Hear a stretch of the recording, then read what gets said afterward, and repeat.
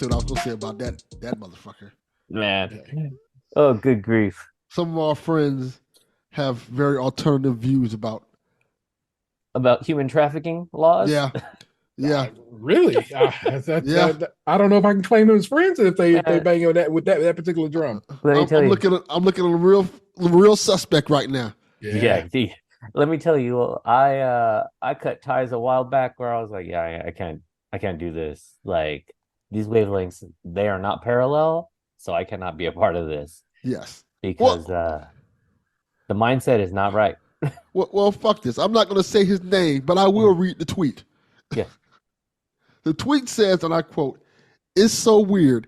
Andrew Tate is the one that so many are after when there are so many big fish to catch. Literal monsters." I guess human trafficking is not that big of a deal to this guy. Right. Yet the media is trying to hold him up as an example of the evil in our society. This isn't said as some fan. This is said as someone that can see. What do you need glasses. Yeah. If you go think to you can motherfucking see, Vision Works. you need to go like you can get free low cost, no cost exams too. Like Yeah. taken care of. Yeah. Because one, he's not a small fish. Like No. you big numbers, a lot of people watch. This isn't Cadillac on Mars numbers. Yes. You know what I mean? Like, we affect about like 8 lives over here. We are 3 of them plus our households. It's probably 12 when you really break it down.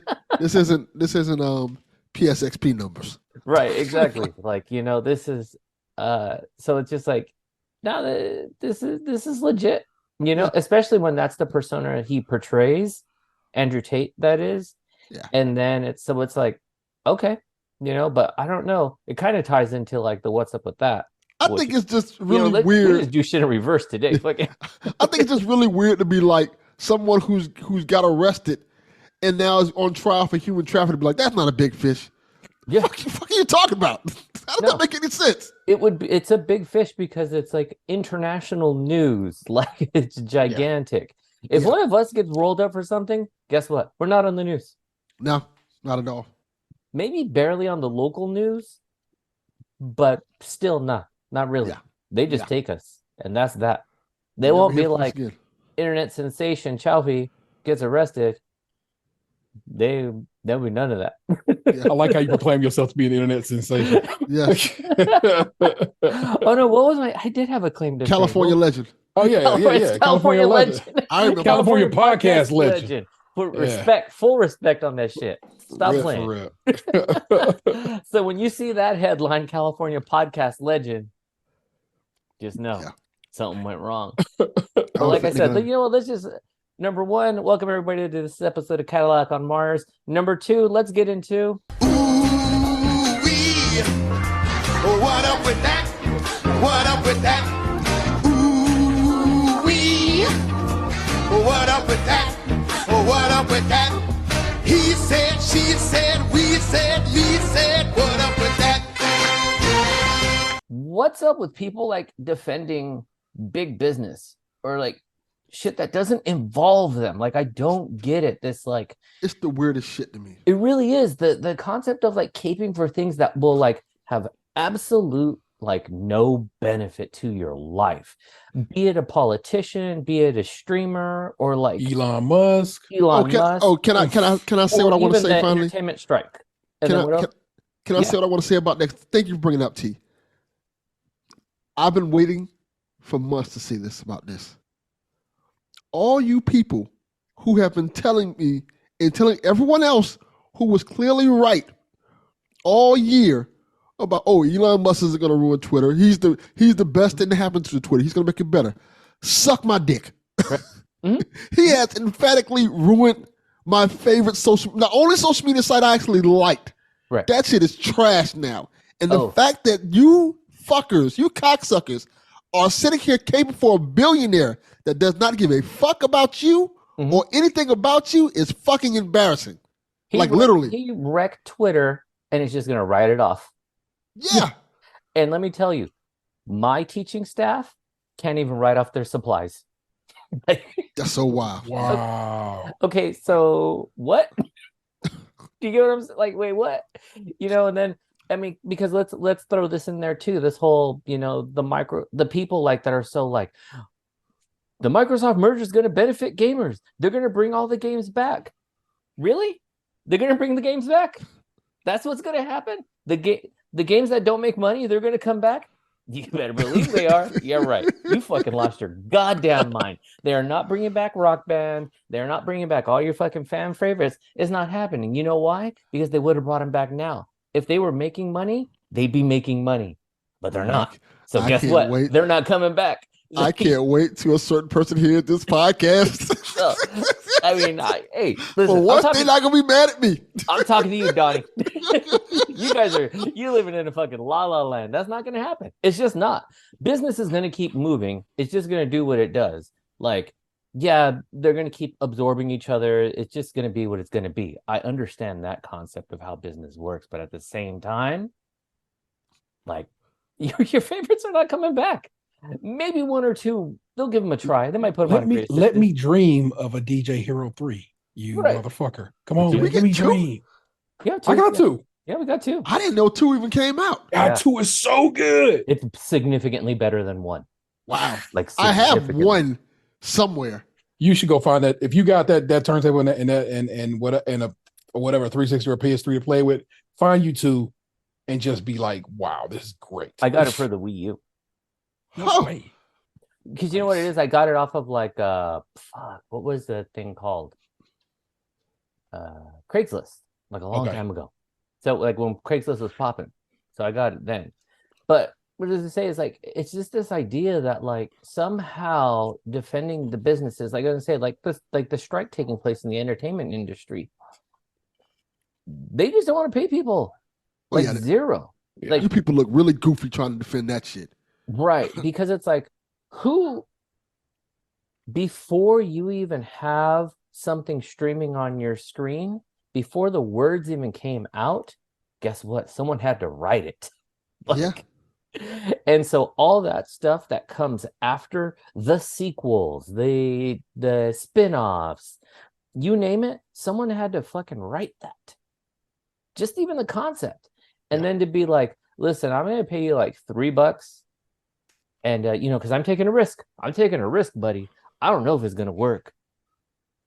But I make 400 times the amount you make in a year.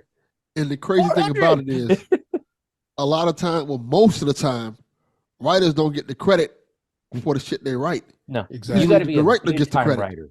Yeah. My God. It's so upsetting.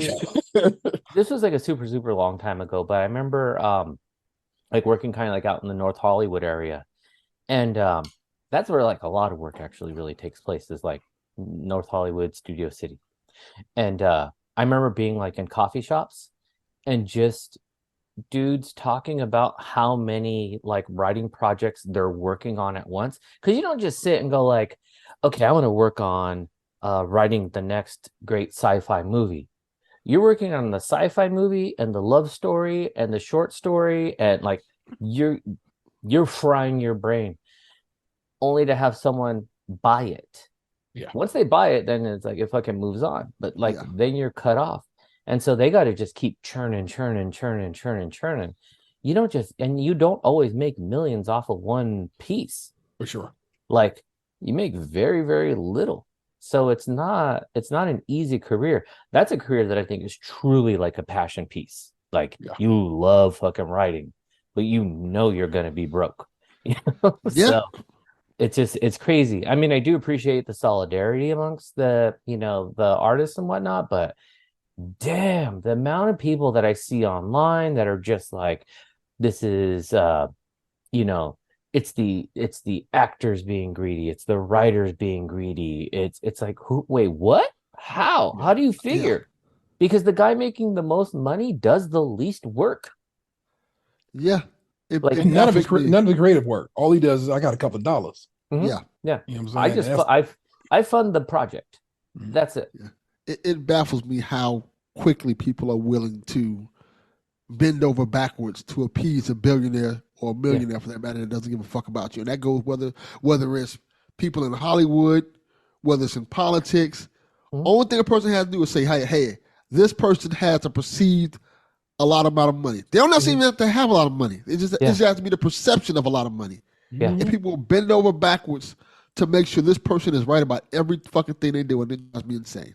Right. Really I mean, does. and it's like and to go into the politics world too. It's like the people who still ride for Trump, like they think he's going to do something for. It's like, man's is going to jail. Like, Man had 4 years and they do a goddamn thing to make this country fucking worse than it's ever been. Right. But you still, I got a neighbor right behind me, still has this little Trump flag hanging out. There's one down the way. Trump won. I still see the booths outside, the fuck Bidens. And I'm like, do you not pay attention to the news? You got Giuliani out here who's like, oh yeah, we straight up lied. And we put it on those two ladies. Like, they're telling you to your face, we fucking lied. And people are still like, nah, I mean. But the poll that came out today has him ahead of everybody running in the Republican side of things. Yeah. And not by a little bit. No, he's by a lot. By a lot. But I think because the problem with the Republicans, one, I think he really destroyed the party in a way that the others can't compete. Yeah. So it's like, fuck, if he's already president once, DeSantis is trying to play the game and he keeps like fucking up. My man had to fire. My man is terrible for one, terrible just in general, a terrible person. Had to fire half his staff. Yeah. Had to kind of dial back a couple of videos he done dropped recently. One racist, one homophobic. Yeah. Just trash. Yeah. Trash, fire, and we're better for it. And he's like, oh, let me dude. try to be Trump 2.0. But it's like, nah, it don't work. But it's like, you can't be Trump 2.0 and 1.0 still running. Exactly. I'm gonna put it to you like this. You know it's bad down here. When he tried to redistrict the maps, the voting maps down here, and the Republicans, like the Republican run Florida's like, nah, you can't do that. That's racist. Like, when the majority Republican Florida's like, nah, you have to fix this. That is racist. You cannot make these maps this way. He is the example of there being too much dip on your chip. Yeah. I'm bringing it back. You have motherfuckers like, nah, you going a little too far with this racism shit. Whoa, buddy. Like, you have a problem. Someone needs to hit him with the white hardcore. Newsflash, buddy. Newsflash, buddy. So it's just like, I mean, it just blows my mind. It's like, I've always said for the longest, like a lot of things are just like sports analogies all the time. Just people ride so hard for things that just won't and don't benefit their lives. Zero. And has no effect on it in the long or short term. And you typically pay into it. Yeah. Like, it's just like, what the fuck? I don't know, man. And I think that's what just perpetually gets us stuck in this, is that like, people just get really like, oh, it's if you don't like capitalism, then, you can get out of here. But then it's like, but then you're mad because gas prices are high. But then you're mad because the part of the capitalistic system. Yeah, then you don't understand what capitalism is. Like, fuck you, like, you're stupid. You either love it or you don't, or you're just too stupid to understand what the fuck it is, And I think that's what really comes down to too, is people just get hung up on like whatever they're told from wherever they're getting their information from, and it's easy to just sort of follow the line. Well, I saw it on TikTok. Man, TikTok's not real. Yeah, and I'm glad you said that, because that line, if you don't like how things are going, you can just leave. That's such a bullshit, condescending fucking line, because it doesn't solve no problem. It doesn't handle anything. It actually avoids the problem in general. Like, this is not this. I don't mind it, but you don't mind it, so no.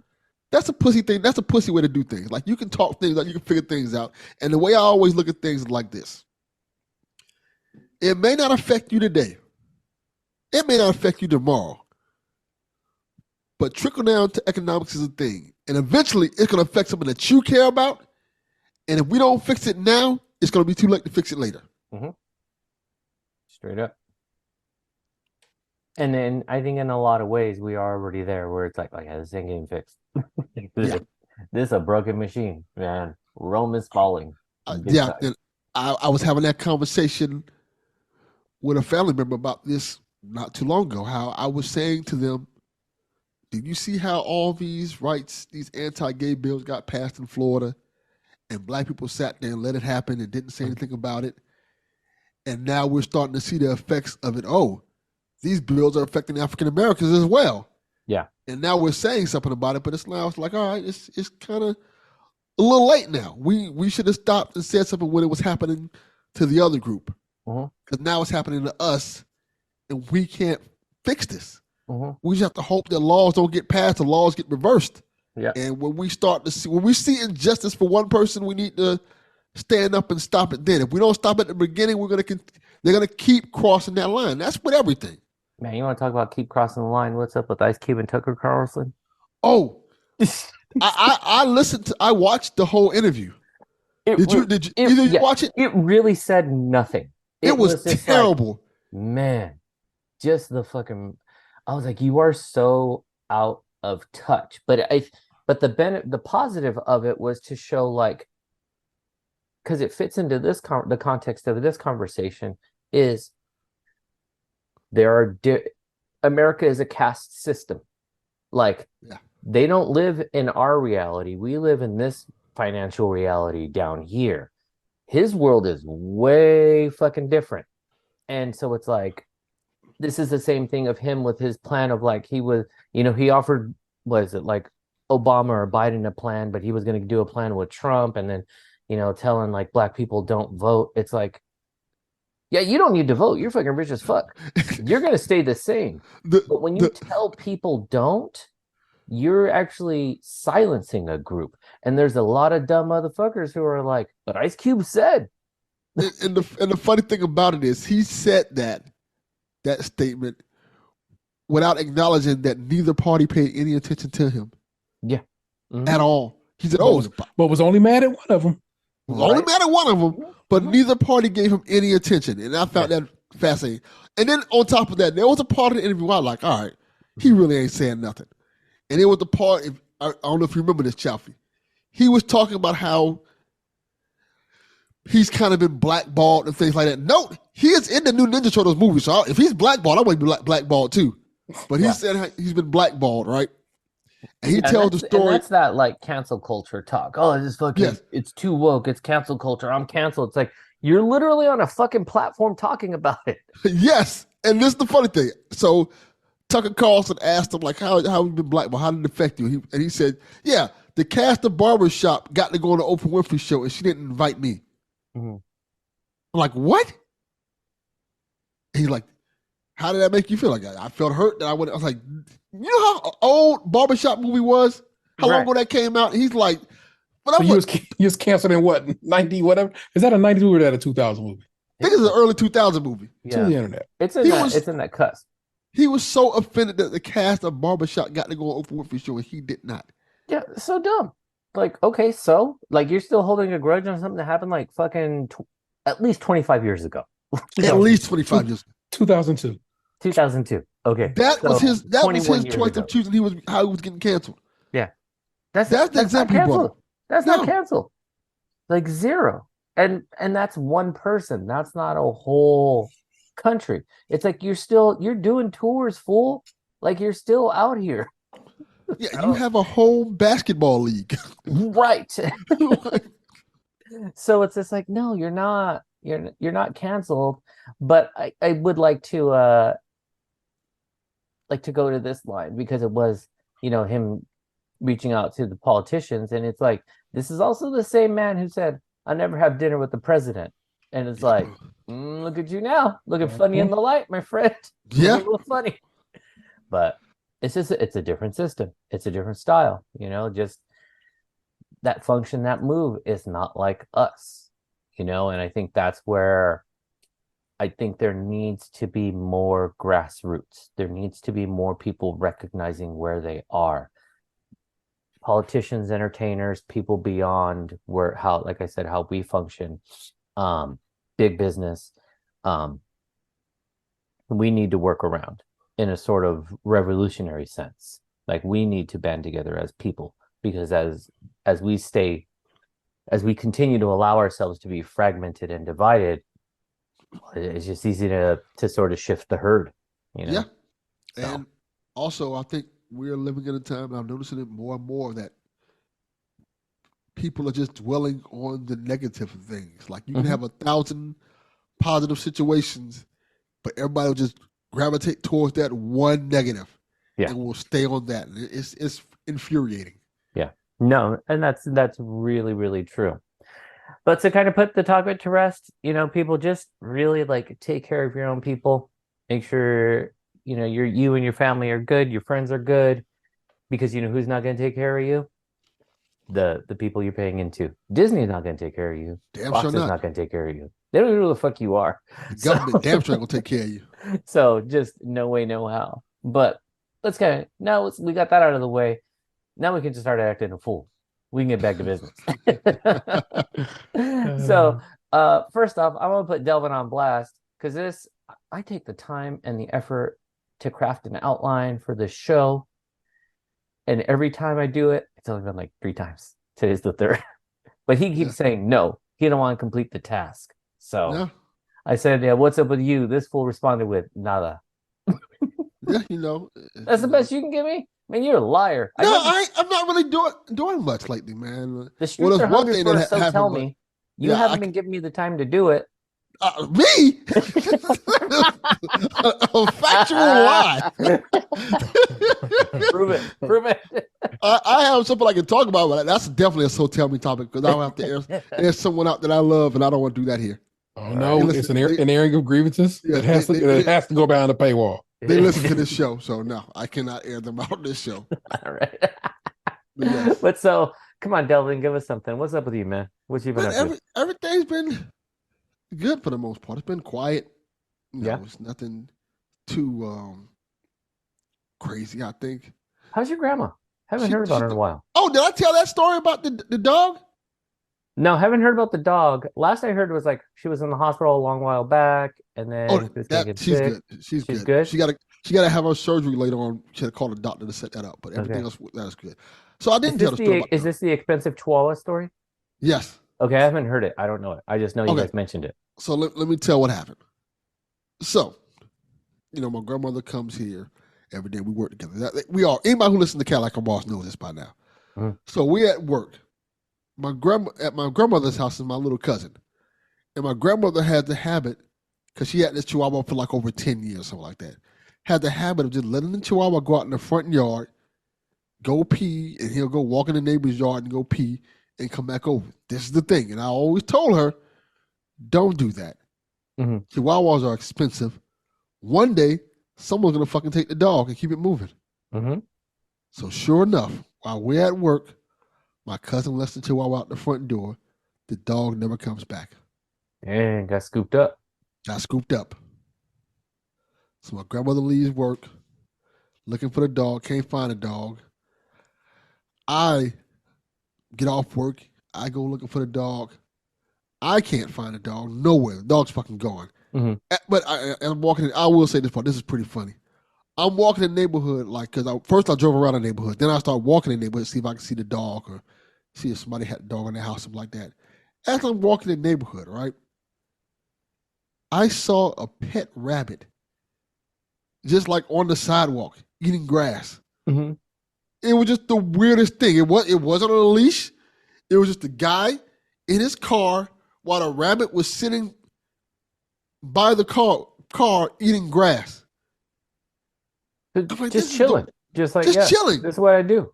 Yeah, and it's not. And when I say the car is parked, like the median by the street. Mm-hmm. The car is parked there. The rabbit is right next to the car, right near the street, just eating grass. I'm like, that is fucking weird as shit. No, it definitely is. So I asked the guy, that's your rabbit? Like, yeah, you just sitting there eating grass. I'm like, all right, I guess so. So I walk around the neighborhood. Don't find a dog. Now she's uncontrollably sad and stuff like that. She's heartbroken. And my first reaction was, what I wanted to say was, didn't I tell you not to do this shit? Yep. Yep. I want to be Petty Pendergrass so bad. You're like, I told you. I told you stop doing this goddamn shit. But I couldn't do that. So she comes to work the next day. She's all sad and despondent and stuff like that. And So I said I'll go out the next day and look for the dog again. I talked to my girlfriend, and she's like, I tell her what happened, and she's like, a friend of mine is actually selling baby chihuahuas. I'm like, what? He's like, yeah. I'm like, how much are they? Yeah. You're like, give me some details here. So I Googled the price of chihuahuas, right? I want to find out how much a baby chihuahua costs, like a purebred chihuahua. Mm-hmm. They're like thousands of dollars. Yes. They are very expensive. So I asked my girl, she asked the guy, $500. I'm like, now I have a choice. Do I go spend $500 on a goddamn dog for my grandmother to make her happy and kind of like, because she stays in the house by herself for the most part. Yes, she's here most of the day, but she stays in the house by herself. And, the dog helps her in the ways because, at night, dogs obviously bark because it's a chihuahua. Chihuahuas bark at everything. If somebody's at the door or something like that, so it keeps her alert. It makes her happy. The chihuahua that she has is an older dog anyway, but, it was her dog. So I said, I asked my girl, can he go down to 400? He said yes. But come down to 400, huh? 400, yeah. So he was like, yeah, but you got to come get the dog now. My girls, and the guy who owned the dog stayed near my girl. That is an hour and a half. It's an hour and a half in traffic away from me. So I had to drive way down there. And of course, I went and got my girl.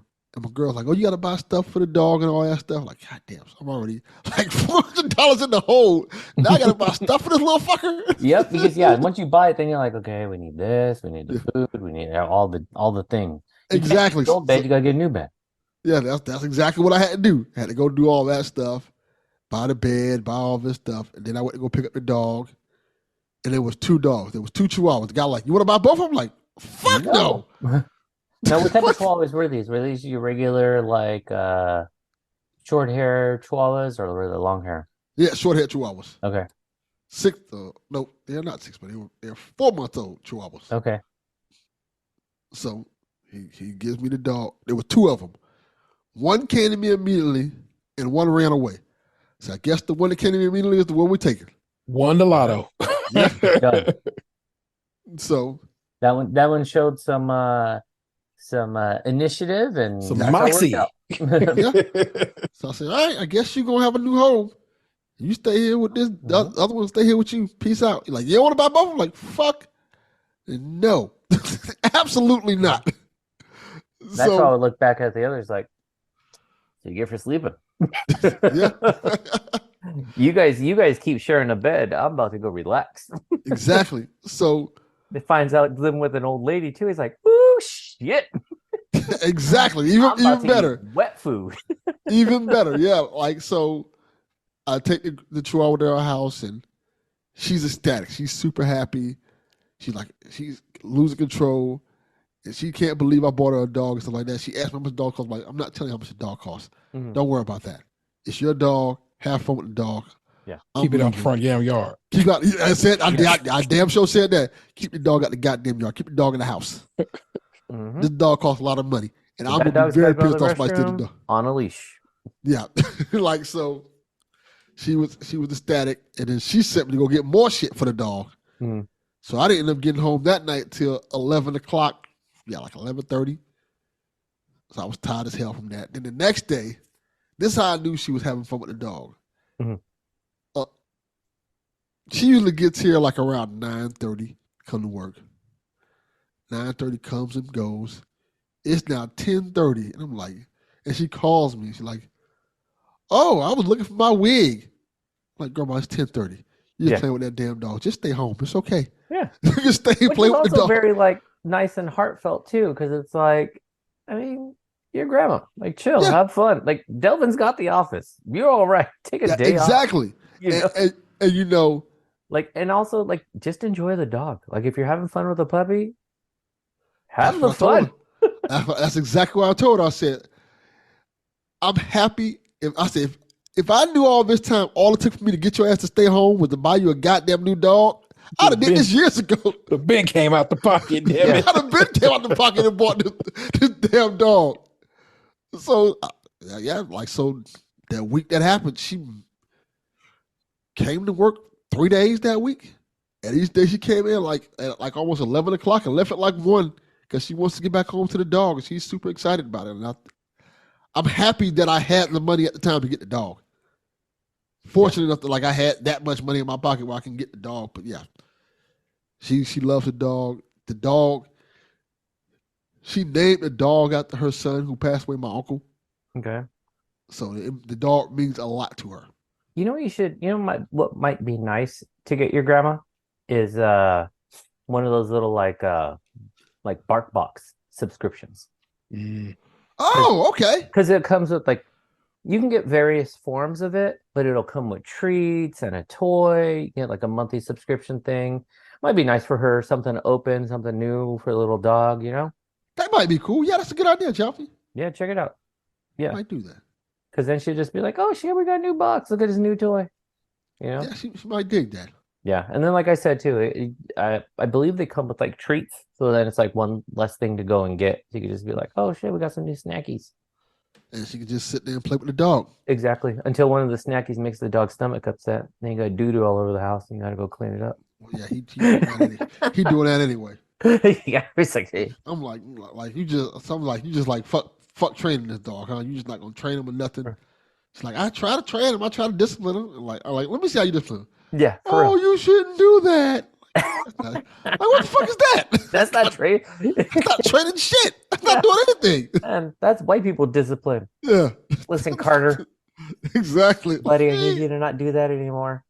Exactly. Write down white people discipline currently as the show title front runner. That's exactly what it was. Yeah. White people discipline. Because that committed right now, so we don't. When forget I don't write it down, I usually text and say, "Hey, what do we say this show?" Yeah. So we gonna try to be better. White people discipline. Got it. Noted. Let's shift it up. Because T tried to try some bullshit too and say what's up with you? Absolutely nothing, which is kind of nice.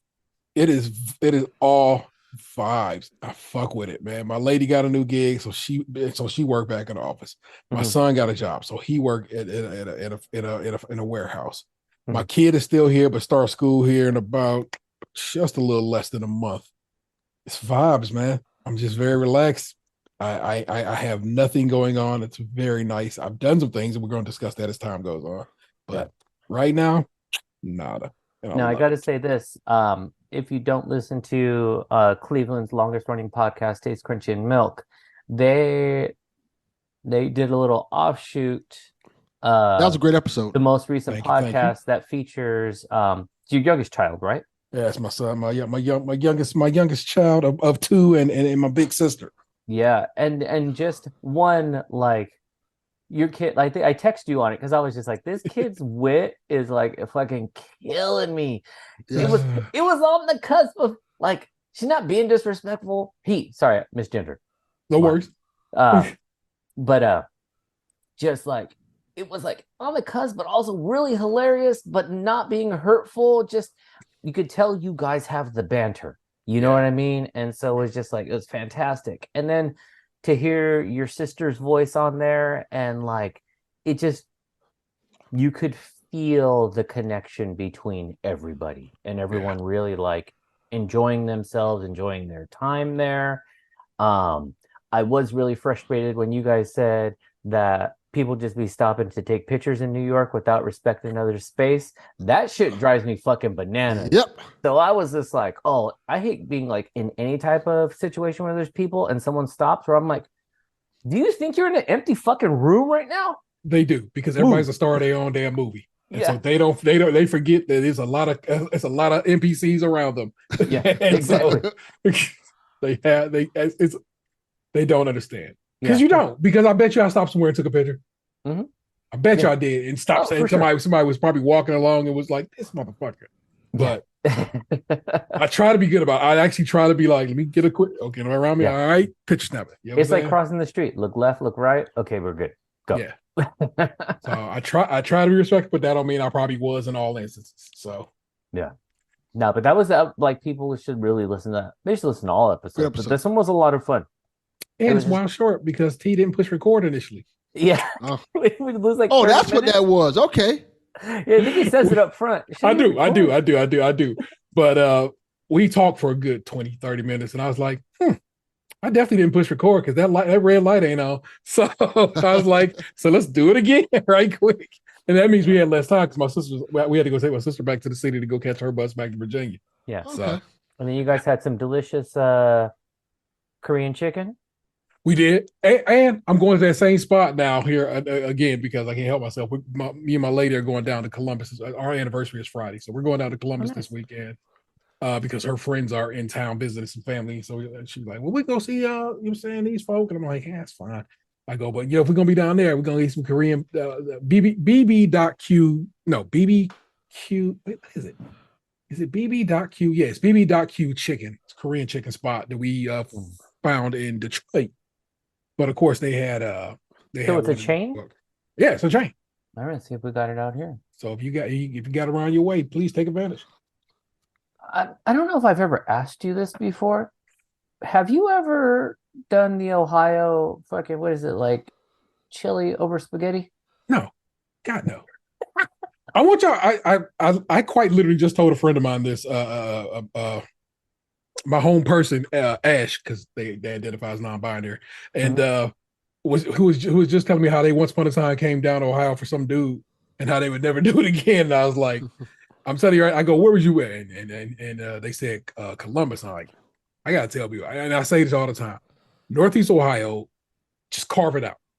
It's so different than the rest of the state, and not just like, oh, it's so different. It is. We vote different. Relatively unionized up this way, you know what I'm saying? We have a lot of union employees still in car manufacturing. It's more people of color up here. Although Columbus does have a decent amount of a decent range of people. We have different grocery store chains up here. Mm-hmm. The rest of the state has like Kroger and stuff. We have Giant Eagles are like main grocery store. It's so different that it's like, no, we're not eating chili on spaghetti up here. It's not even. Oh my god, the very ideal of it is, and that's a Cincinnati thing. It's literally called Cincinnati style chili. Specific to them. Yeah, okay. A super thin. Ugh, everything about it gross. Let me say this real quick. I must be driving with my fucking eyes closed because I have never in my life seen the BB.Q chicken. Yeah, that is feet away from your crib, ain't it? I just went through the list right now. There is a smooth 15 within 10 minutes from my house in locations where I'm like, yeah, I was just there Friday. I was just there Sunday.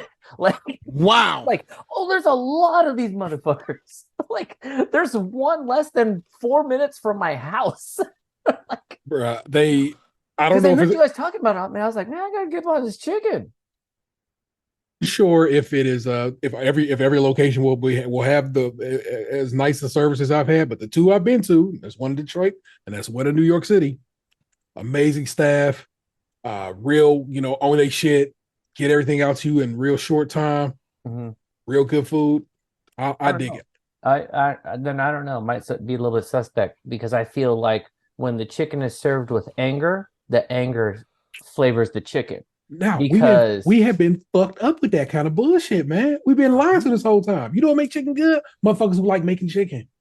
Maybe that's it. Maybe I only know anger chicken. I don't know love chicken.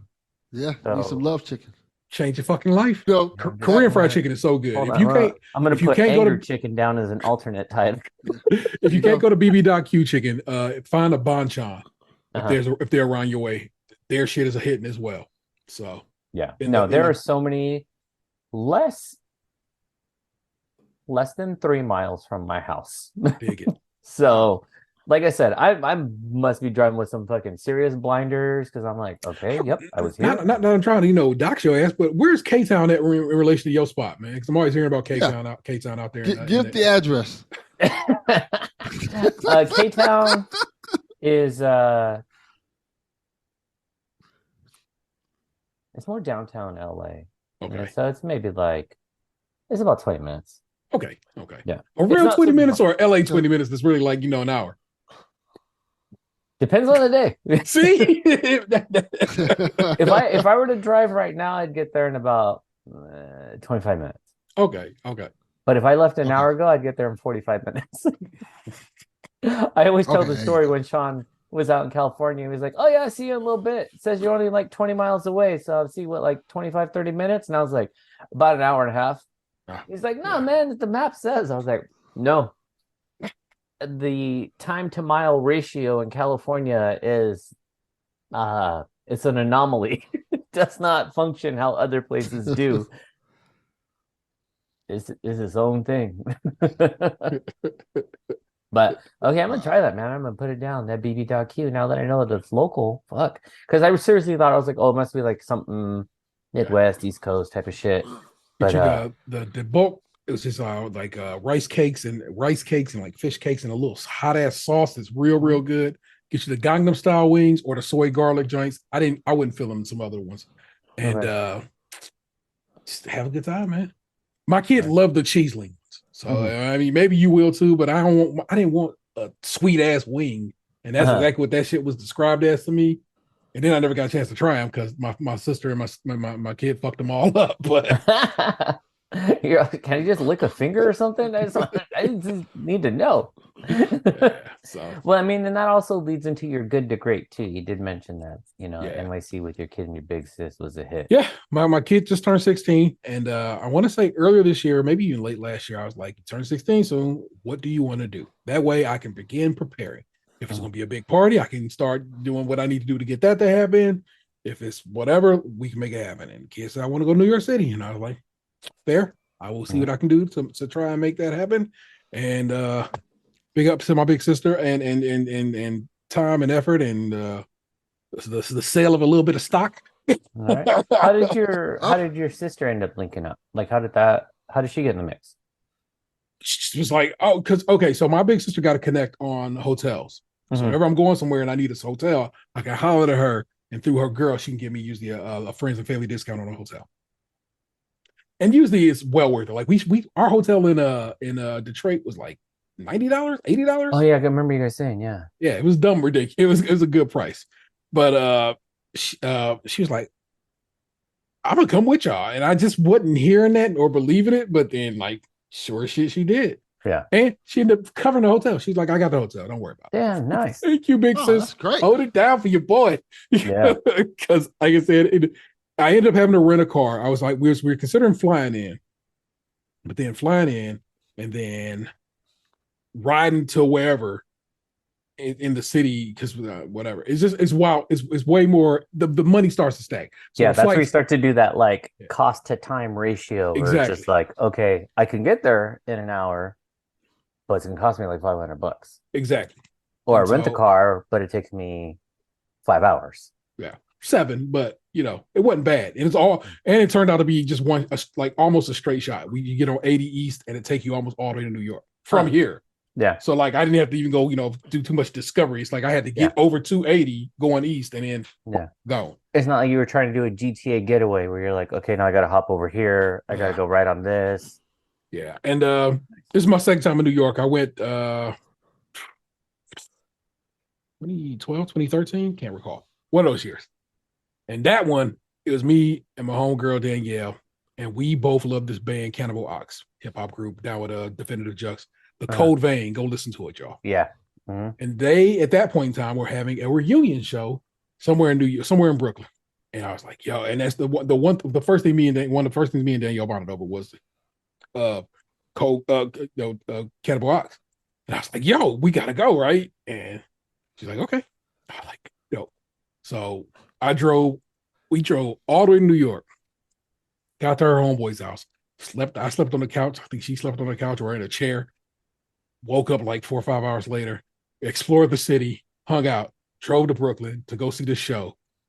that never really happened like it was supposed to, because Cannibal Ox was like the last people coming out, and they barely came out before we was like, hey man, we got to go back to Ohio. So it was like in, out, maybe 30 hours total, and all that. Some of that, and a good 14 of that is travel. So I've been to New York, but not really been to New York. This time I got to have some time in the city, and it was real nice, and I enjoyed that. Either. Yeah, bro. And so now it's like, now that I kind of got an idea of, well, it's real easy to get there.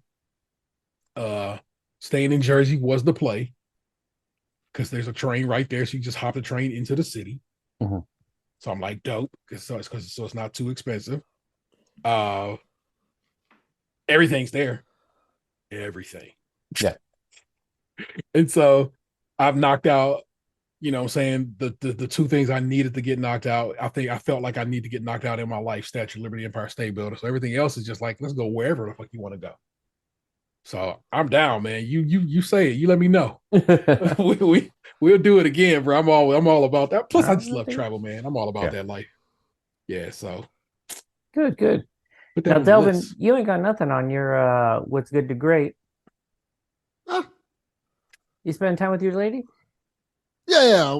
This week we're gonna spend time together, probably. Most likely, yeah. All right. Without getting too so, tell me, how is it? Yeah, that's what to say. How's she treating you? Oh, it's still great. Still really good. Love to hear it. Yeah. Still a really solid relationship. We have a good time together. Everything's good. Oh, I guess I can tell this cryptic thing. Mm-hmm. That I think I told T about too. You remember a few months back, Chaufie, when I told you I lost a lot of money? Yes. I finally got it back today. Did you? Oh shit. Yeah. Yes. Yeah, because that was real fucked up. Yeah. The way that went down. Yeah, it was. I was livid. So man. And that was also a significant amount of money. That wasn't like, damn, I lost $40. Yeah. It was. This is, I could buy a pretty decent used car. Yeah, it was. I might commit a felony over this shit. Amount of money. I am unaware of this, so wherever this needs to go, y'all let me know so I can hear this story. Yeah, I was. He told me offline, but we'll share it with you. Yeah, and I'm happy for you. That's a big one, because I know you were being told, oh, this might take might be till the end of the year before you 2024. Yeah. Bruh. Yeah. But yeah, they finally sent it through, so I'm happy. I have extra money now that I didn't expect. Just happened today. Yeah. And I was looking at, and I'm thinking about it. I was looking at, you guys probably have seen this before. Mm-hmm. The robotic Optimus Prime. Yes. That robot Grimlock. Well, I was about to say, the Grimlock is... The Grimlock is like $1,500. I'm not doing that. But both of them are sick, man. They are. The Prime is like $700. Yeah. I feel like I can splurge and get that. Okay. Ooh, I should put that on the list. I'm greatly considering that. That's nice. Yeah. I've seen the Optimus in action, and I'm like, just the way it functions too. Like when it's transforming, it doesn't look like whack. Where it's just like, oh man, it's like the fucking Iron Man helmet that like switches open. It's like that shit is clean, like real good. And then, but like how T brought up the Grimlock, fuck man, when it transforms, I was like, because when it was in dinosaur mode and he tells it to transform, I was like, it's gonna look so dumb. And then I was like, oh, I'm dumb. Because this shit is dope. So let me explain. I want to look this up so I can give people an idea of what it is. So for those who don't know, Hasbro has this like premium. They're making these premium actual robot transformer toys. They're about like 10 inches tall. And the cool thing about them is they're voice activated and they transform automatically by themselves. They can drive by themselves. They can talk. They can do commands. They can give speeches and everything like that. They are very interactive. These are some of the most interactive robotics you can possibly buy. Yeah. So it actually moves like an actual transformer, and they're expensive. Like I said, the Optimus Prime one is the first one with Optimus Prime, it's $700 without the trailer, which I think is another $700. Okay. Then they have the one that's based off the movie Optimus Prime, that's also $700, which looks pretty cool actually. It looks really good. It looks like the one from the Transformers movie Rise of the Beast that just came out. And now they also released the Bumblebee one. Oh, I didn't know that. Which is a smaller one. Well, I think it's like $400. Damn, so you can get an Optimus and a Bumblebee. Possible. For less than the Grimlock. For less than the Grimlock. And then they just released the Grimlock one. That's like $1,500. These all look very impressive. They transform in detail. They talk. They respond to each other. They activate my voice commands. It comes in this big ass luxury box. They're amazing looking. You can tell that these were put together by people who grew up with Transformers, because it's all the ways we wanted our Transformers to function. Exactly. And you wanted to tell your Transformer, you wanted to say roll out, and shit was gonna happen. Yeah, and I kind of feel like this might be my only chance to get one. Like this, money don't be coming up. You don't just run up on money this often. Yeah, exactly. When you're like, I can actually buy something cool for myself, and this is the one moment I can. I'm kind of like, this get this treat yourself moment. Yeah, so I guess this is kind of like I mean, you already got your granny and chihuahua. You gotta get yourself something. Yeah, I think I was gonna say that's the universe looking out for you. You know what I'm saying, you came out of pocket for your grand, make sure she was happy, and the universe was like, oh, here, man, let me toss this back your way. Yep, that was the karmic boomerang. It was like, I got you. Yeah, so you did your part. You went to look for the dog. You gave your time and effort. You got the dog. You got the items. All right, here we go. Got you back. Man, that's good though. You should do that for yourself. Yeah, I think I'm gonna do it. On my end, let's see. My good to great has actually been, a lot of times my wife and I will go out. We go have like cocktails and stuff like that. We've been getting all of our tiki drinks on and stuff like that. But recently, we really like shifted gears, and something that's been really nice is we've pretty much been just like touring the independent coffee shops of Long Beach. And so it kind of started with one that's just down the way called Wolf's Brew. And I really, really like the coffees they put together. And so it's like super delicious. And then it was like, well, let's try this one over here. And let's try this one on this side of town. And then we went to one called Good Time, which is the whole, like, you want to talk about a fucking vibe. This place is fully like chilling. Like, it's not pretentious at all, like how some coffee shops are. But we saw this poster, and it's basically like a few of the coffee shops. It's like 9 coffee cups, like travel coffee cups, but it's all the local coffee shops that we had been to. So I was like, oh damn, this is kind of cool. Like, these guys, because you can tell a lot of the drinks are like shared in a sense, where it's like, oh, this one has a honey oat latte, this one also has a honey oat latte type of thing. So I was like, oh, this must be some fucking coffee shop syndicate. But we've just been like hitting them up throughout the city, which one feels a lot better than like drinking all day or drinking all night. Like, we could go get a coffee and be like chill and kind of enjoy the sort of ambiance, and then compare the way they do their coffees as well. And then if there's a time where like Gavin's out, we can take Lucy with us, and then you can't take her to a fucking bar, So it's like, all right, you could, but you'd be a real piece of shit. Right, exactly. I mean, like, yeah, dude, she just stands away from the bar. But no, so we can like take her with us too, and then we just kind of just chill out. And it also gets us to enjoy different like portions of the city, or just even like there's this one bakery, because we also try to find places that are like Latin owned, or or just really like accepting of like the community, Yeah. And so there's this one bakery called Gusto's Bakery, and they do a spin on a lot of the like Mexican pastries, like the conchas and stuff like that. And instead of just using like your regular, fucking bread, they do it all like sourdough breads. And at first I was like, oh, that's gonna be interesting. But the sourdough has a little bit of that like sweetness and a tang to it. Man, as fucking Mexican breads go, that I was like, oh, this put it in a new level. Like, I don't know if I can go back to like the traditional because these shits, like, they're still so moist and spongy. And then you add in like the flavorings, and I was like, fuck, Gusto's Bakery is the hit. So that's just been really, really nice. And then Jessica and I just get to hang out. We get to chill, and it's super easy. And like I said, it's not like a whole big like, okay, we got to get dressed up and we're gonna go out and we got to get someone to watch the kids, or Gavin's got to do his thing. It's just like we can go, we can hang out for an hour, we get some time to ourselves to kind of chill out. Like I said, kind of cruise the city. So that's been a really good to great. Getting to kind of explore the city and see new different things, and then just getting to like hang out like one-on-one with my wife, which is like not an always easy thing to do.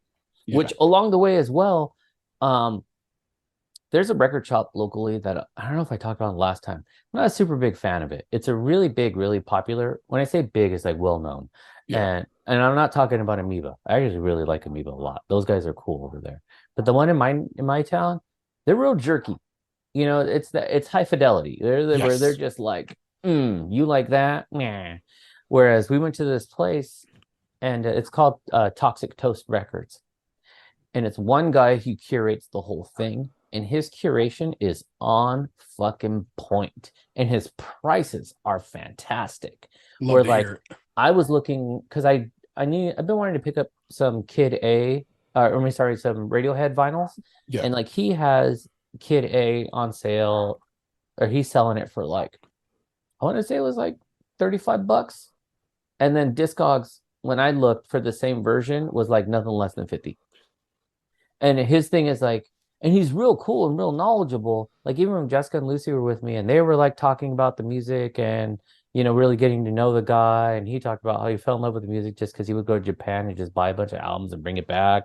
That's dope. Next to the place, he has like a little concert venue. Like I have been there before to see Mega Ran, and that was like a really good show. So it was just like I said, as you kind of dig into the city, you realize there's a lot of gems in there. We just drive by them so often. So it's almost the contrast of like the opening of the What's Up With That. This is like, now support the people close to you. Like, because that's what brings your town and your city some character, So shout out to Toxic Toast. That's a great fucking record shop. If you're ever in the Long Beach area, definitely go there. That's dope. Not a huge hip hop section, I will say that, but I always see that, and then I always feel like I always feel some type of way about that. It is the format that kept vinyl alive. Yeah, and it seems wildly disrespectful to not have it in your shops. And I do agree with you. And I think this is where record shops make a huge mistake. I think you have to be a true like hip hop head to get it. I was gonna say that. Because they tend to, you will find Kendrick Lamar, you will find Kanye, like you will find all the big names, but you're not gonna find the Canox. You're not gonna find like a lot of like the essence of hip hop in the albums. And so that makes it really hard. Though the place I haven't been to is VIP. I should see what their like collection is like. I will say this, Amoeba's got a great fucking hip hop section. Like their section is really, really good. But so I think hip hop takes a little more curating in a sense, whereas like I feel like the rock section tends to be more on the nostalgia, like, oh shit, I used to listen to this, let me buy it, so that's been the thing over here. But let's kind of move along to the what are you guys playing? What you been playing lately? The Legend of Zelda, Tears of the Kingdom. It has not stopped. Can't stop, won't stop. But I also figure I'll tell you about, like I said, I am actually at the point where if I were so inclined, I could go and beat that game. But I want to do all the shrines, and I'm 25 shrines short. So I want to knock out all the rest of the shrines, and then I'll go fight Ganon. I have the Master Sword. I know the sad story of it. Jesus. And so I'm all ready to go. And like literally all I gotta do is head to where I need to head to and get on that. But otherwise, I am not been playing too much of anything. I've been playing this game on my phone, Royal Match. You have seen this game advertised on any game you played on mobile. It's that game where you're rescuing the king. Mm-hmm. That's a real game. I fucking love it. Yeah, your kid was clowning you. It's all good. I play that shit and I play it a lot, and I love it.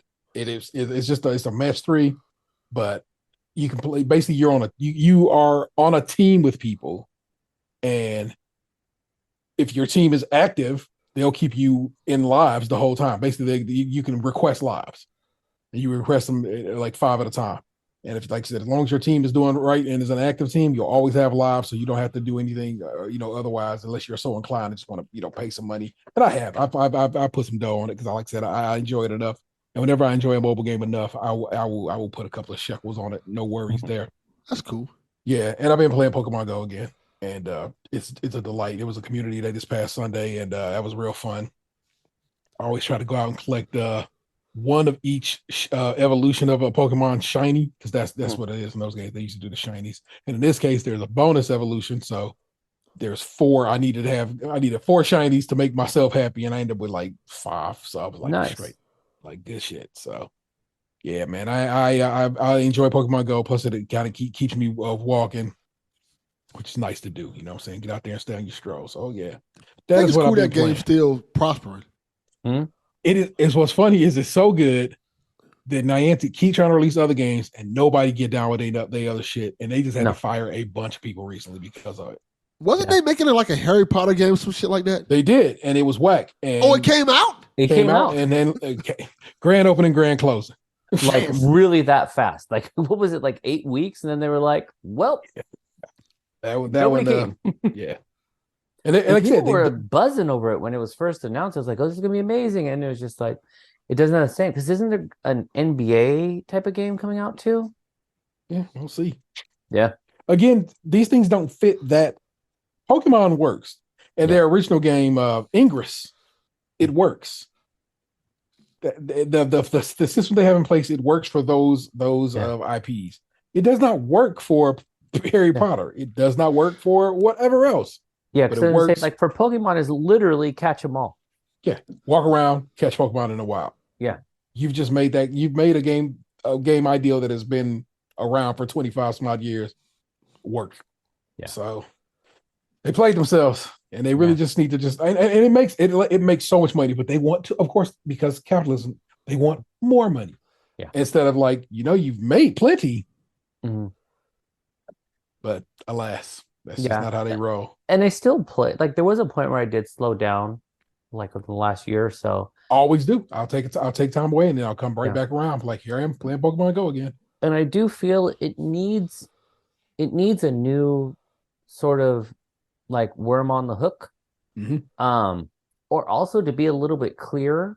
Like I didn't know about the was it catching butterflies? Okay, so the face you're making right now, I don't know what the fuck this is.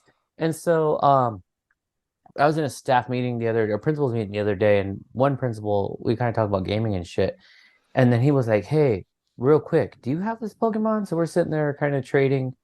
And then he's all, "Oh, do you do like the butterfly things?" And I was like, "The fuck are you talking about?" He's like, "There's like butterflies and bugs, and if you pin someone's postcard, it's a whole secondary like evolution thing. That's another thing that you catch." And I was like, "I didn't know about this." I was like, "I always fucking just get rid of the postcards and shit." He's like, "No, you're supposed to pin them and do a thing."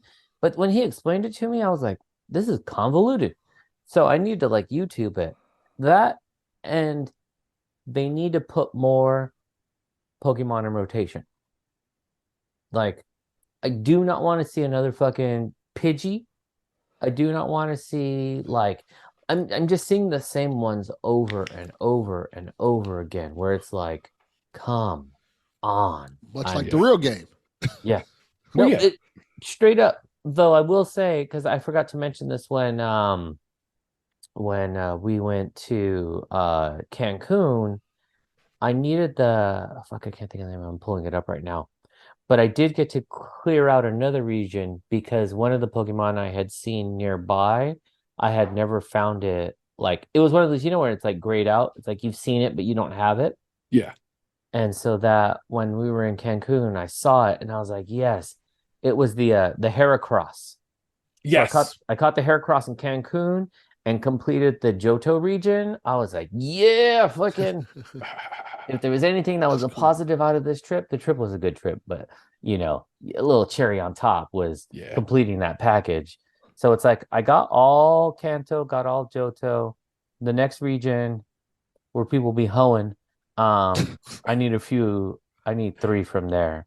I still need the Torkoal. Man, I wish we could trade. I can just send you a goddamn Torkoal. I have so many because they did that shit at an event at one point in time. Yeah, you still can't trade yet. You can trade, but you have to be in proximity to one another. You can't long distance trade. Tropius, I need. Same. And Huntail.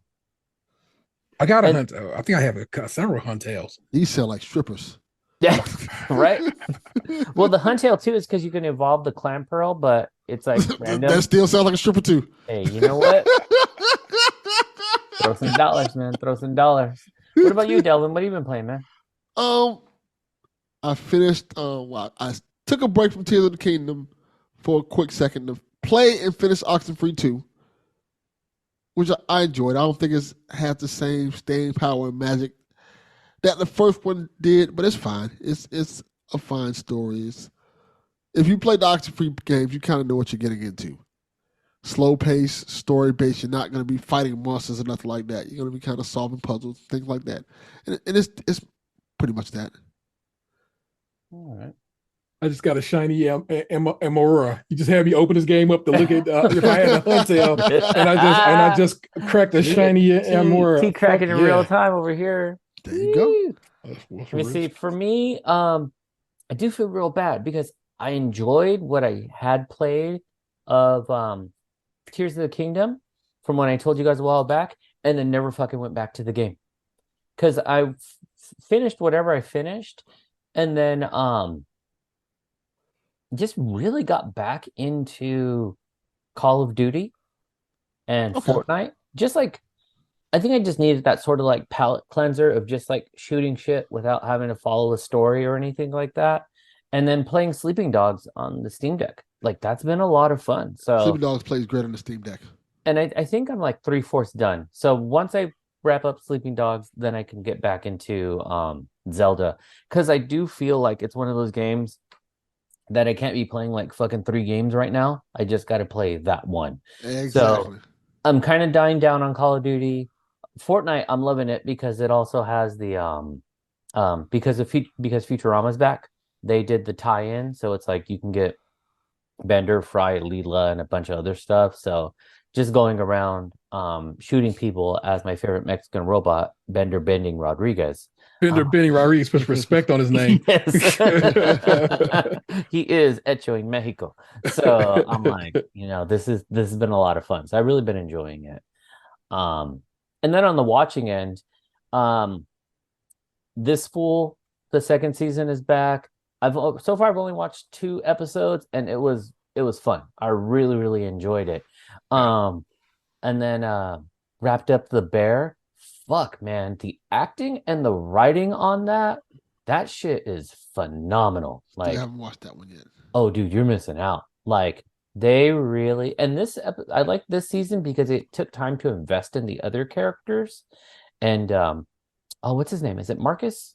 Is that the one who does the pastries? I don't remember. I have no clue. They send him like out of the country to like Denmark to learn how to do, and so he has an episode to himself, and that episode is fucking art. Like, it's really well done. So super enjoyed that.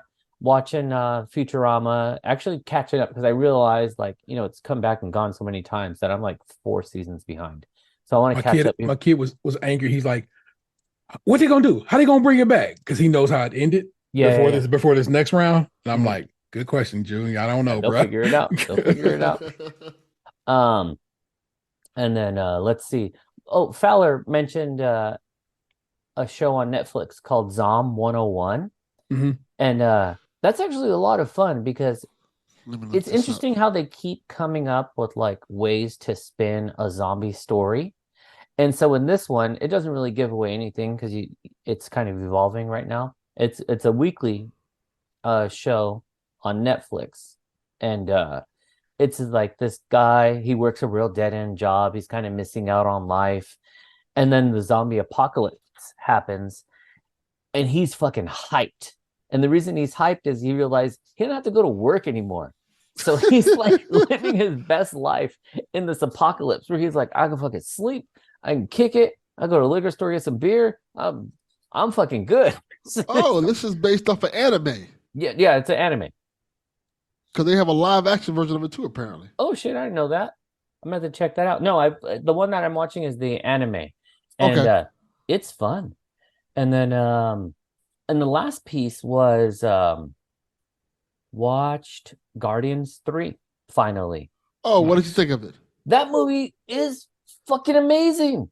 Like it was so good. I know last time we talked, we were like, I was like, what the fuck is up with like these like movies? Why is the writing like so whack and so boring? But this one was so like so heartfelt. And especially when you learn how Rocket becomes who he is. And the fact that the movie is like about Rocket, but he's like not in the fucking movie, until way later as like an active character. I have yet to see it. Man. And it comes on Blu-ray like tomorrow. So okay. And it's on Disney Plus, I think, tomorrow, isn't it? Yeah. I saw it because of Delvin's account. Shout out to Delvin's Voodoo. Oh yeah, I almost forgot. Yeah. Chaufie gets to watch all my damn movies. Yes. Nice. And I have a whole bunch of shit on there. Yeah, my intention is to go run over to Best Buy at some point today and pick up a copy of the Blu-ray so I can have that. Just I love the Guardians movie, so having that in my collection sight unseen is a non-issue to me. You know what I'm saying? I'm gonna probably get it tomorrow too, so I can start giving away all these. Because if you're on my Patreon, every few months I give away digital codes to movies, so that'll probably be one of the ones I'll add to the list. Yeah, it is so good. Like just well done. Everyone's acting in there is fantastic. Really like it just brings it together. They knew it was like at some point. They knew it was their last round with those characters, yes. And so they really put their effort into it, and I like it. I love that James Gunn and everybody was like, all right, one last go round. Yeah, let's make it count. Yeah, and they really did set it up like we're gonna have a good time. Yeah, it didn't end like in a. I mean, yeah, there's it does have a little corniness, a little tongue in cheek to it, but it's not like. It's just not stupid, The ending is appropriate, where it's like, yeah, this makes sense, and the way the tone of the movie is, where it is about like love and relationships. The way it ends, it's like, nah, this makes sense, So, fully like recommend like watching that movie. It is so good. So yeah, like loved it. My wife, when we watched it, she's like, let's see it. I was like, you do like these? She's like, I know. That movie ended. She's like, why is this like the top movie I've seen this year? That and the Barbie movie fucking sent her over. Which then can take us over into Delvin. What are you watching, man? Well, I can talk about the first one then, since you mentioned it. I watched the Barbie movie with my daughter. My daughter and my son, she went dressed as like, I think I told the story here. We went to go see Spider-Verse. My son dressed as Miles Morales. We went to go see Barbie. My daughter dressed as Barbie. And we enjoyed the movie. I think Barbie's a really good movie. It's a really fascinating movie with surprisingly a lot of layers to it. I think that you can get a lot of information about it. You can learn a lot from it. I think it's a really well-told story. Nice. And the other thing I watched the new Ninja Turtles movie. I got to see it really early. Nice. And I think it's excellent. I think it's really good. I love the fact that they actually went with teenagers to be the Turtles. And it feels like... A lot of times they're very adultish. Yes. Not a lot of times they're played by 40-year-old men. So it's really good to see the Turtles being played by teenagers, and they sound like teenagers and they act like teenagers because they are teenagers. I think that's a really cool thing to do, and it shows and it plays well in the movie because like there are scenes where they're just talking over each other and yelling and stuff when they shouldn't be yelling. You're like, oh yeah, they're acting just like how teenagers act when they're excited. And like this kind of fits the movie. It's a really cool movie. It's beautiful in terms of how the animation and stuff and it looks. It looks like I like Spider-Verse, but it looks like a little bit in that vein. Like the background kind of looks like an art picture. It was intentional. They did that on purpose. They wanted to have that Spider-Verse-esque look to it. So that's dope. Yeah. I was telling my son I think it looks more like the movie. I think it was a Netflix movie, Mitchell versus the Machines. Yeah, It looks more like that than Spider-Verse, but it still looks amazing. I highly recommend. It looks a little more like paper crafty. Yes. Yeah. Like what was the fucking what was the movie or not the game? The game that was like papercraft from fucking it was on the Vita. Tearaway. Yes. Yeah. It's got a little more of that. Yeah, that you kind of nailed it with that. Yeah, I really enjoyed the movie. I like that they didn't go the route of, hey, the main bad guy is Shredder. Like, if there's no Shredder in the movie, that's not a spoiler. If you watch the trailer, you see who the bad guy is. Mm-hmm. It's the guy who got canceled, Ice Cube. Yeah, it's crazy. I mean, it's like, how do you I'm canceled, but here I am starring in a summer blockbuster. I'm so canceled. Right. Mm-hmm. Yeah. With a bunch of characters that like so many people love, but sure. He used to be beautiful. Wait, does that mean T's gonna start eating pork now? Because Ice Cube's wrong. No, but I did have a double cheeseburger the other day for the first time in a very long time. I was like, I don't miss it. Yeah, it's fine. It's fine. Let's see. Let's jump into as we kind of bring things home. We start to land this plane. Hold on. Wait, did I miss me? Did I skip you? I watch shit, my guy. I watch items. Damn. You know what? I needed to check myself before I wreck myself. I hate you so much. You motherfucker. Yeah, all right. Star Trek, Strange New Worlds. If you're not watching it, if you're a Trek fan, I know you are watching it, but if you're not watching it, it is amazing. But this second to most recent episode, because they actually released it early, was the crossover episode between Star Trek Strange New Worlds and Star Trek Lower Decks. Lower Decks is a cartoon. Star Trek Strange New Worlds is a live action show. How do they do that? In amazing fashion. Let me ask you this before you continue on the show. So I'm not a Star Trek person. It's just I don't think it's bad. It never clicked with me.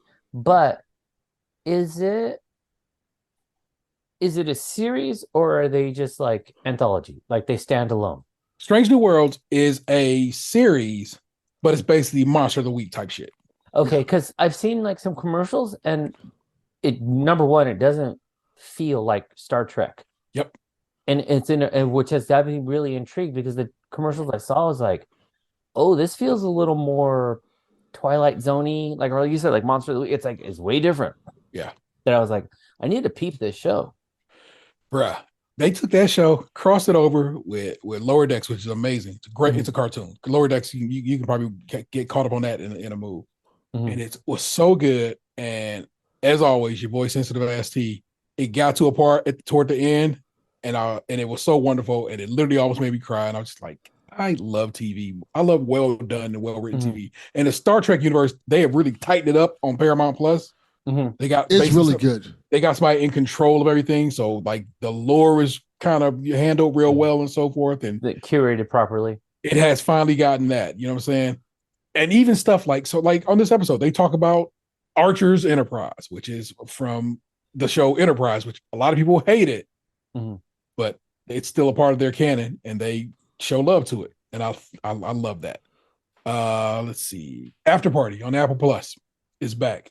And I was about to sit and start watching season 2, and my lady was sitting next to me, and I was like, you can't watch this without seeing season 1, so let's just start from the beginning. So watched all of season 1 and are into season 2, and that show is great. So what's Afterparty? Afterparty is a murder mystery starring Sam Richardson and what is her name? Chloe Zhao, I believe. Anyway, fantastic. First season, they are attending an after party after their high school reunion. And the host of that party is murdered. And you got to figure out how. And Tiffany Haddish plays the detective and so forth and so on. And it's really, really good. And it's a great whodunit. And the second season is it's just as good a whodunit. Can't wait to see where it goes. It's a comedy, but again, there's some mystery baked in there, and it's so good. Yeah, I know season 2 came out, and that was one of those shows where like I watched, I think, the first 2 episodes of season 1, really enjoyed it, and something else came on, and then I forgot. So I want to go back and restart it. Yeah. The same goes because I left it off of here. Is I finally finished watching Loot, the Maya Rudolph show. That show is so good, man. Okay, so when I first watched it, I just watched episode 1. I absolutely hated it. I just didn't like what the characters were. I think it was just more me than anything else because I was like, I don't want to watch another show about a rich motherfucker who learns about themselves. Like, and it plays down. Yeah. When I got to the latter episodes, it becomes less of, because I even told my wife, I was like, yeah, it's gonna be one of those shows. She finds herself, they learn about themselves, big whoop. But then when the characters start to develop, like the relationship between Ron Funches and his like Bo and Yang. Yeah. Like when he gives him the fucking the Dragon Ball character and it's like, this is the best, like, man, that's a certain type of love language. And so it's just when when the sub story started to develop, I was like, oh, this show is well done. This is Apple TV constantly surprises me with its work, and more people should be watching Apple TV. I'm telling you, they got so much money. Apple got like a $10 trillion market cap. I mean, $1 trillion market cap, meaning they got money to blow, and they just do, and they blow it on their TV shows, and it's amazing. This fool, Chaufie just talked about it. He said he watched 2 episodes. Yeah, all of it. I'm done, and it was so worth it. It's so worth it. Yeah, no, I know. And I'm also piecing it out because when the first season came, I burned through that bitch so fast that I was like, why did I watch it so quick? Because now it's done. So I was like, I gotta piece it. So I'm like, a little bit of this fool, a little bit of Futurama. And that's how I'm gonna balance that out. Bro, because I didn't expect to have a season 2, it was just a gift. Yeah. It was a gift, and I was like, they didn't know they were gonna have they were like, we'll see what happens. Maybe it gets picked up. I don't know. Yeah. So I'm hoping we end up with a 3rd season, but with this writers and producers and writers and actors strike, I don't even know where this shit gonna head. For a lot of things that I really appreciate and enjoy. And like Devin mentioned, Rise of the Beast is available on Paramount Plus already. Yeah. That new Transformers movie. And I'm a real snooty ass, snobby ass Transformers fan, bro. I don't fuck around. I hate Beast Wars. Right. Me too.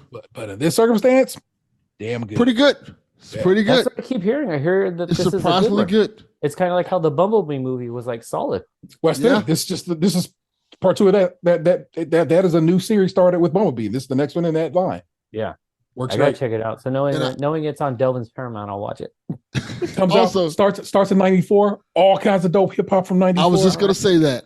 And then of course they play Hypnotize, which came out in 97. I'm like, what were you doing there? Yeah. Who was your music supervisor that let that slide under? It's real upsetting, actually. But that's it, man. I want to make sure I shared that with y'all. You know what I'm saying? So I'll pass it back to you, Chaufie, man. Keep it moving, bro. But there was something just to say, like catching things that are wrong. I don't know, we were watching the other night, but it was something that was taking place like in the '80s. Yeah. And you know how Starbucks has their tumblers and they're like bright pink or bright blue?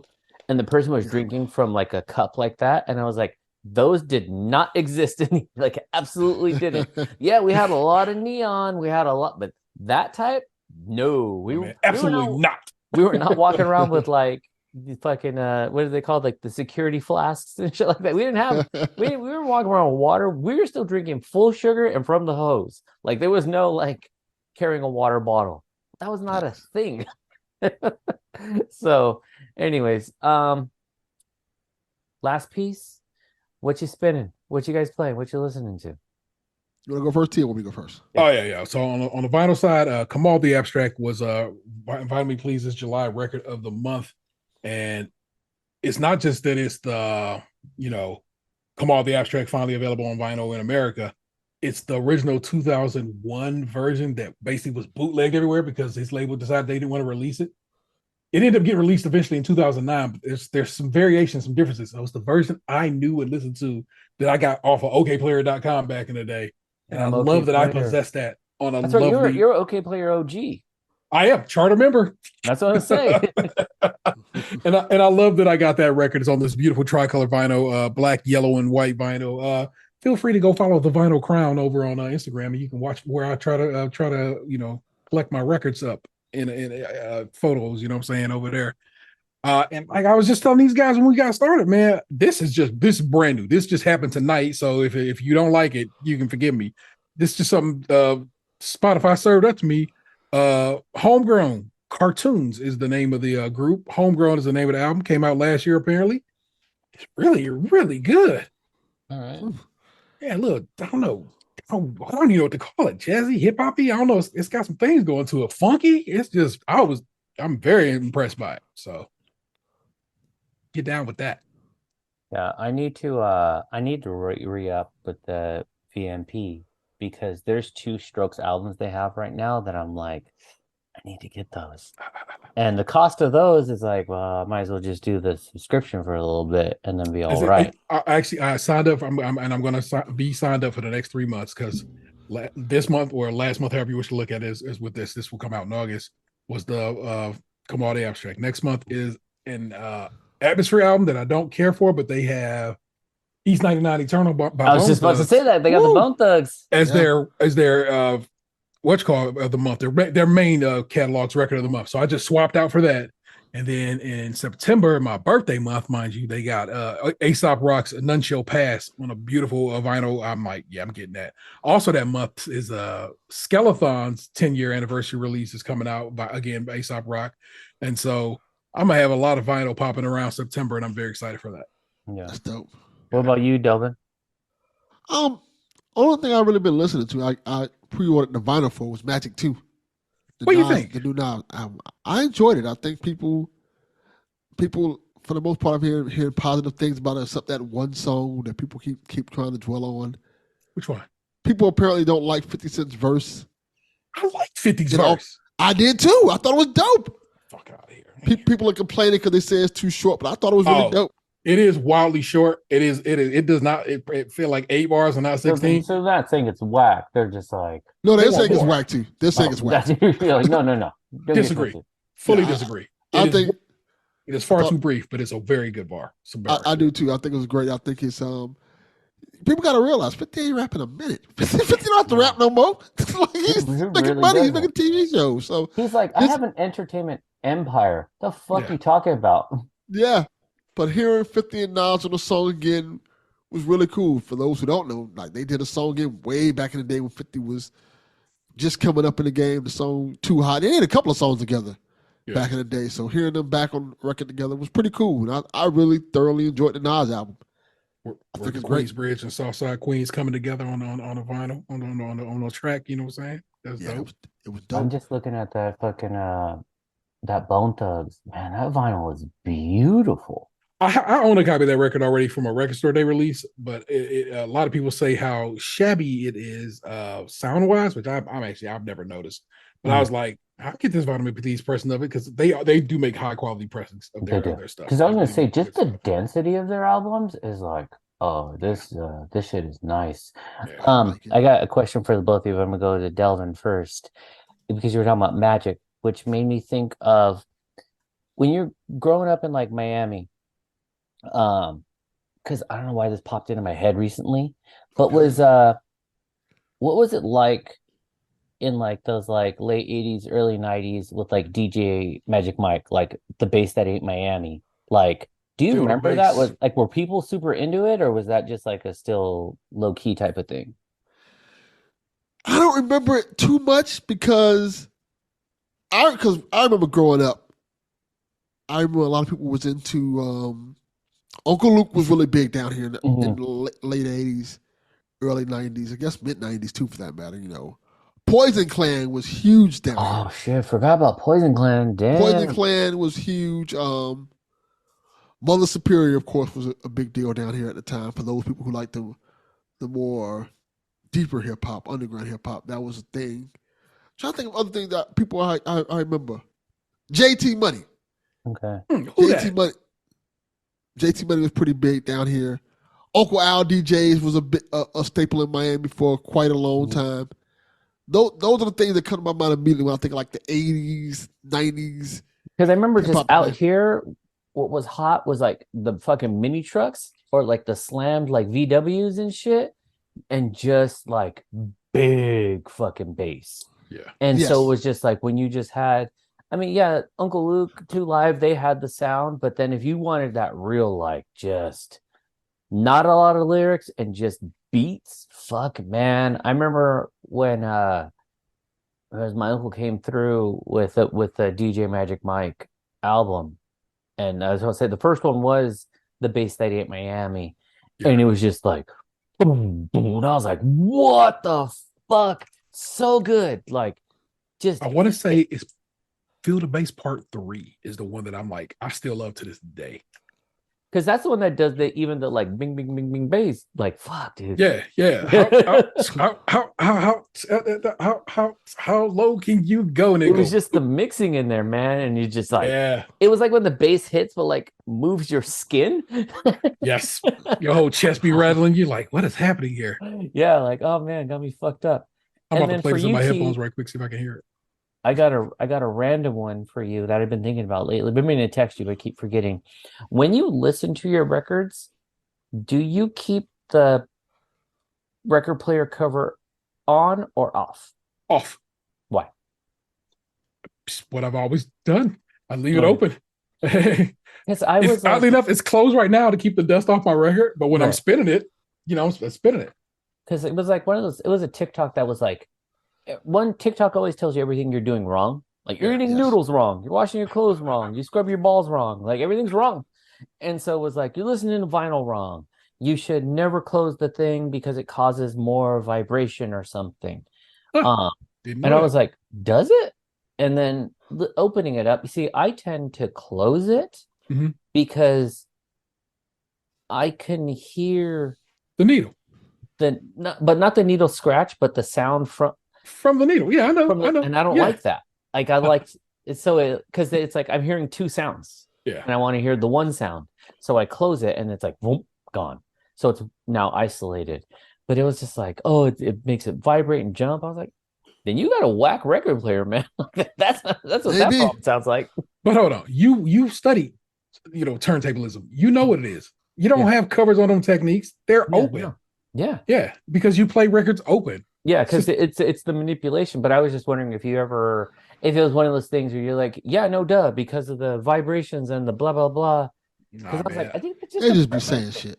I drop the record, and I'll leave it open, and that's because at some point I'm going to walk over there and flip the record or whatever. So. Yeah, if I'm close by it, I close it because, like I said, I want that dual sound. I don't want to hear it. But if I'm then playing something else, then I leave it open. Oh, interesting. But let's see on my end. One rock band I really really enjoy is called Idols, and man, sometimes the internet gets me, and it was just like the perfect moment. I open up Instagram and immediately it was Idols were running a certain amount of copies of Joy on red vinyl. Order it, and I was like, yes, done. It is on the most beautiful red. Like, oh man, it looks nice. And then I think I told you I changed the matte to that like white ceramic. Yeah. So the colors fucking pop. Like it doesn't mute them. So that shit looks beautiful. And then I have you guys know I like Paris, Texas. So they put something out recently that was like their kind of unofficial first full length was Boy Anonymous.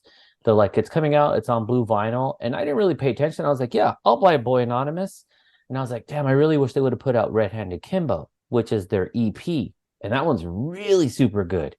What I didn't realize was that Boy Anonymous on side A, Hand Akimbo is side B.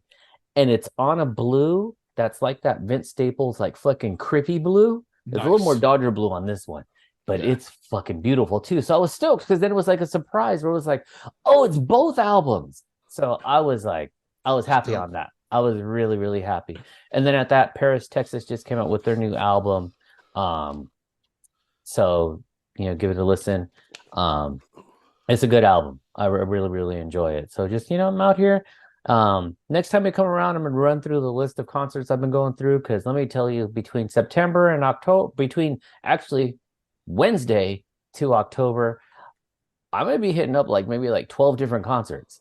I'm packing them in. So tomorrow on Wednesday, Gavin and I are going to go see Baby Goyard. I was super stoked. Danny Brown and JPEG Mafia, they're doing their Scaring the Hose. There was no LA date. It was kind of just like a Midwest, East Coast type of tour. And they're doing one. So I was just like, let me get those too. So I got a lot of stuff coming up. But, it's been good. And then just as we wrap up, just want to give a huge shout out to T and to Delvin just for being good homies. You got to check in with your people, and you got to have your people that check in on you. And man, summertime's like always really hard, but the last like year or two has just been like fucking kicking my ass, like in a really, really big bad way. And so, I did reach out to them, was just like, listen, man, I'm fucking struggling big time here. So to have people like in your corner and just really like taking a minute to like listen is like, it's a beautiful thing. So I hope that anyone listening has friends like these guys who will take time out of the day to check in on you or to just even give an ear when you need one, man. It's like always the best. So if you're thinking about someone right now, or you're just like, man, I wonder how so-and-so is doing. Like, what does it take? Like 3 seconds to send a text? Just fucking send it. Even if it is as simple as, man, it was new. Just send it. Because you never know what's going to happen on the back end. And then on one last one, on super sad news, man, R.I.P. to Paul Rubens, Pee Wee Herman. Damn. That, when I found out about that one, was it T who shared it? That shit hurt. Because that was like, and even for my wife, she was like, I think I'm like legit crying about this. And I was like, this guy, for anyone who grew up as, Gen X, like really kind of shifted and broke our mindsets a little. It was so fucking weird. And then we saw from Pee Wee's Playhouse to his movies to, if you ever saw his stand-up comedy, his shit was blue. So it was like just different. And then we saw him sort of fall from grace in a sense, but then come back. And it's like, you saw him get to actually act and change. It was like really, really nice. I wish in the latter years, he would have gotten more recognition, more opportunities, but just for someone who was so big on the young minds, like, man, it's going to be missed. Yeah, for sure. R.I.P. Definitely. I, a couple years ago, showed my kids Pee-wee's Big Adventure, and they absolutely loved the movie. Mm-hmm. So it's timeless. Super still timeless. Holds up, like big time. Yeah. I remember one of the highlights for me was going down to the Santa Monica Promenade, and it was like the bike shop and everything where like he got his bike stolen, and it was like, this is where the bike was. So he fucking stole his bike right here. So that shit was like really cool. Such a great movie. No, it definitely is. But to kind of bring it on home, man, T, Delvin, thank you very much for joining. For the listeners, thank you for listening. We out of here. Peace.